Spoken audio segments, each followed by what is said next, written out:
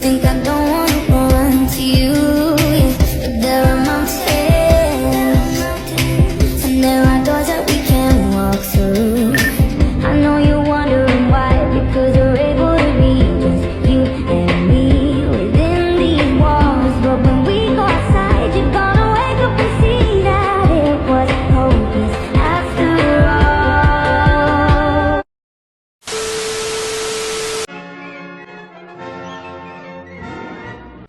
Assalamualaikum warahmatullahi wabarakatuh. Salam sejahtera untuk kita semua. Perkenalkan kami dari kelompok 2 kelas 23B Program Studi Pendidikan Guru Sekolah Dasar Fakultas Keguruan dan Ilmu Pendidikan Universitas Riau.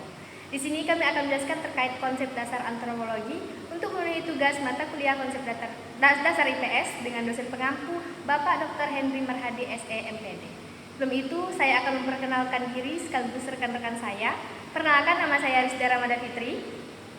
Saya Lia Rahayu. Saya Nubita Sari Suspala. Dan saya Nazwa Nursakinah.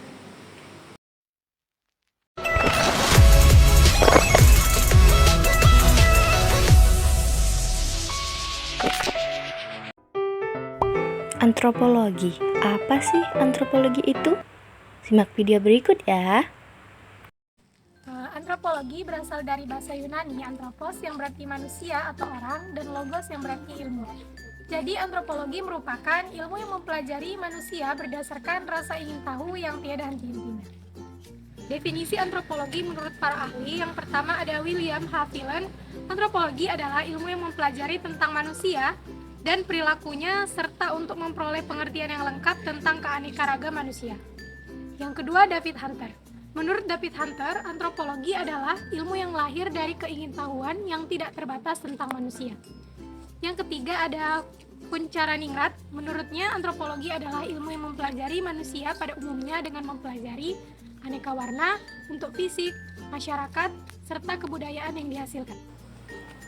Tokoh-tokoh antropologi ada dua. Yang pertama, Sir Edward Burnett Taylor adalah antropolog asal Inggris. Yang kedua ada Bronislaw Kasper Malinowski adalah nama seorang antropolog dari Polandia.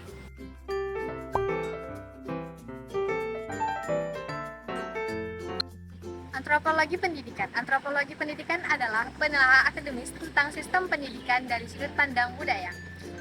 Antropologi pendidikan merupakan generalisasi tentang manusia dan perilakunya ketika berhubungan dengan fakta pendidikan.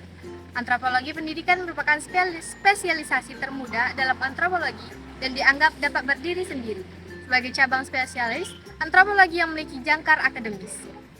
Ruang lingkup antropologi yaitu sebagai hasil budaya pendidikan memiliki relevansi dengan cara pandang masyarakat mengenai pendidikan. Sebagian masyarakat ada yang memandang bahwa pendidikan merupakan keharusan sosial dan kultur. Sebagian lagi memandang bahwa pendidikan adalah keharusan teologis, kewajiban agama sehingga menyangkut dosa dan pahala. Terdapat juga masyarakat yang memandang bahwa pendidikan adalah tuntutan kehidupan ekonomi, karena menyangkut kualitas kehidupan ekonomi mereka. Dunia profesi menghendaki individu-individu yang memiliki kualifikasi pengetahuan dan atribut-atribut formal tertentu. Kegunaan antropologi pendidikan ada 4. Yang pertama adalah mengetahui hakikat pendidikan di masyarakat, baik sebagai berdasarkan pola pandangan individu maupun kelompok.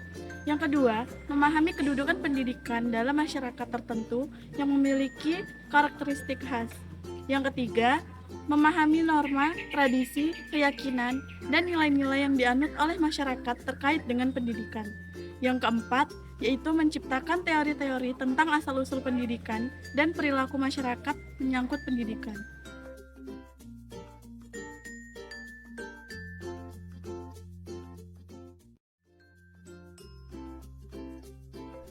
Fase-fase perkembangan antropologi. Yang pertama yaitu fase sebelum tahun 1800-an. Manusia dan kebudayaannya sebagai bahan kajian antropologi. Sekitar abad ke-15 dan 16, bangsa-bangsa Eropa mulai berlomba menjelajahi dunia. Mulai Afrika, Amerika, Asia, hingga ke Australia penjelajahannya. Mereka banyak menemukan hal baru. Mereka menjumpai suku-suku asing.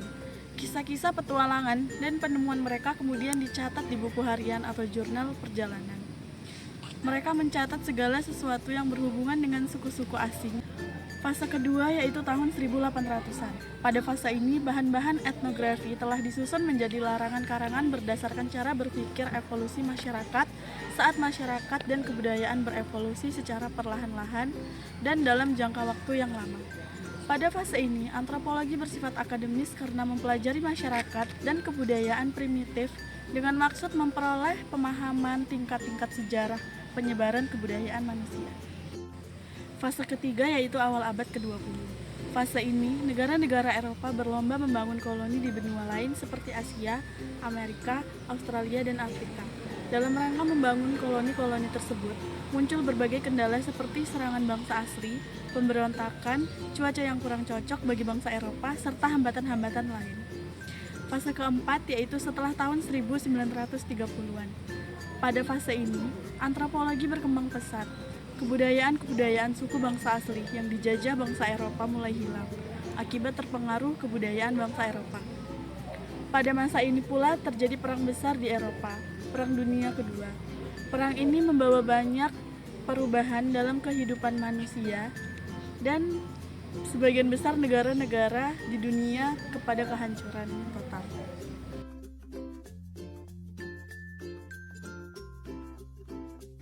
Konsep dasar antropologi dalam konteks ini, antropolog tidak dapat didefinisikan sebagai individu yang telah belajar ilmu antropolog.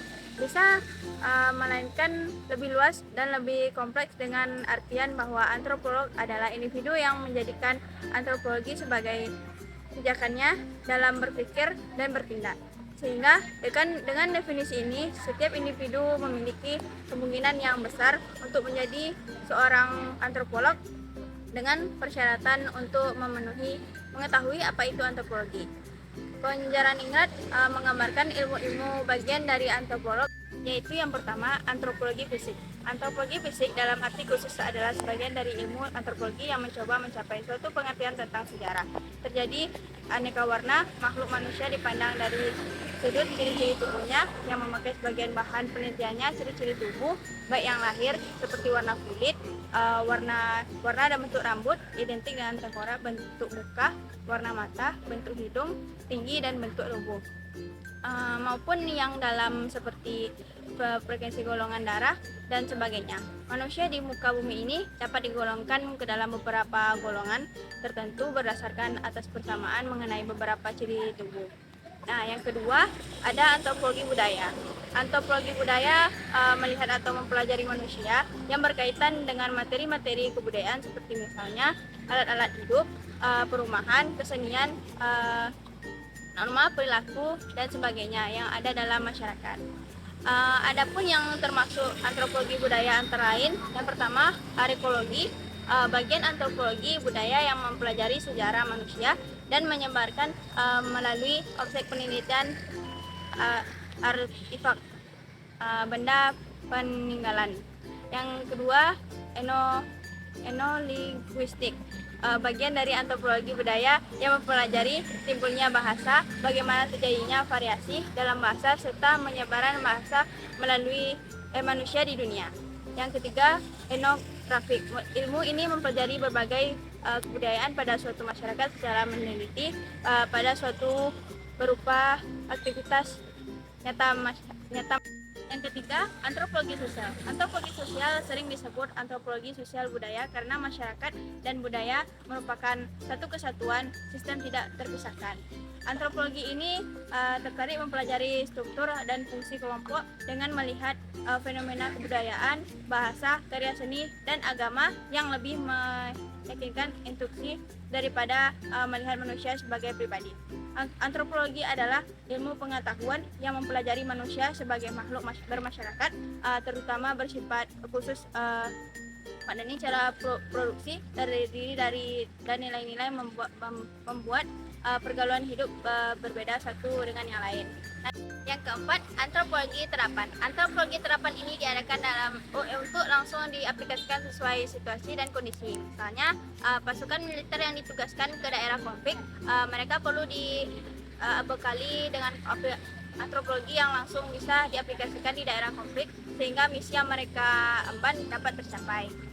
Laura Thompson menyarankan antropologi terapan dengan antropologi kedokteran adalah penelitiannya bahwa seorang antropolog terapan tidak hanya dituntut untuk mendiagnosis masalah-masalah sosiokultural sebuah masalah masyarakat dan memberikan rekomendasi pengobatannya, tetapi juga harus mengembangkan instrumen untuk kinerja diagnosis, melakukan penyelidikan, membentuk obat bagi masalah sosiokultural tersebut dan menyediakan untuk pengobatan.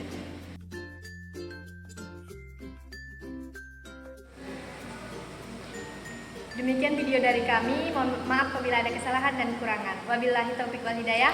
Wassalamualaikum warahmatullahi wabarakatuh.